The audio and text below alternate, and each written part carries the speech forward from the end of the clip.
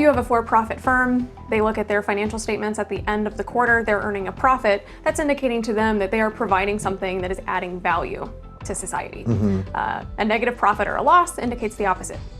Bureaucracies, however, they're not competing for profit or loss. They are competing for government resources, so pieces of some larger budget.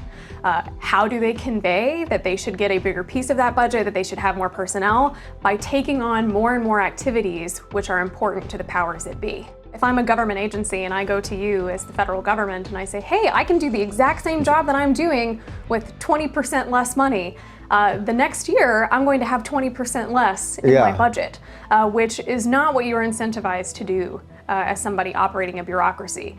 Now, this doesn't mean that the people who are working in the government are necessarily, terrible people who are sitting there wringing their hands trying to get as much money as possible. But as an economist, we look at that and we say, well, this is the incentive structure that they face. So how did that system get built? I mean, how did this come to be? I'm not an economist, but it sounds quite ridiculous. I would want something that was slim and trim and took as little from the people as possible, and that could, every year become more efficient and need less resources and all that. And that's quite literally the reverse of what we have.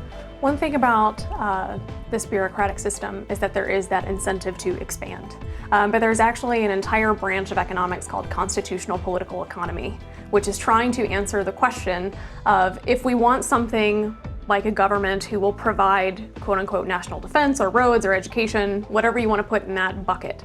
How do we construct a political system where we can empower our leaders to do the things that we want them to do, and yet simultaneously constrain them to not go outside of those stated confines that we would prefer, or those functions that we want them to fulfill. Do you think there's any kind of functional way to roll back some of that? I mean, if you wanted to get the system, if you wanted to have a fair bidding process or something that was going to be a little more fiscally responsible or any of that, is it possible to roll back things that are inside of such a massive complex as you're mentioning? I would like to say that I think anything is possible. I'm not sure that I think it's particularly likely. You have massive entrenched interest.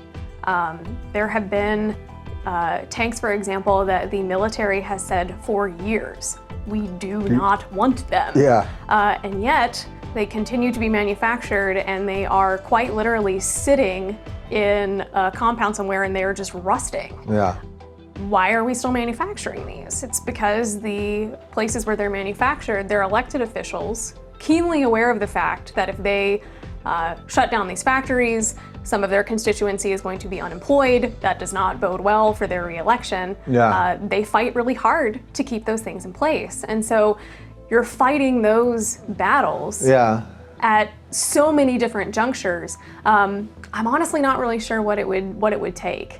How could you even start to fight that at the political level? Because you'd have to have a politician who'd be willing to say to his own people, you're going to lose some jobs because unfortunately in this case, it's the right thing to do. Right. And that's... We don't get many politicians like that, do we? No. And there's actually a famous economist named F.A. Hayek, who in chapter 10 of his book, The Road to Serfdom, talks about why the worst get on top.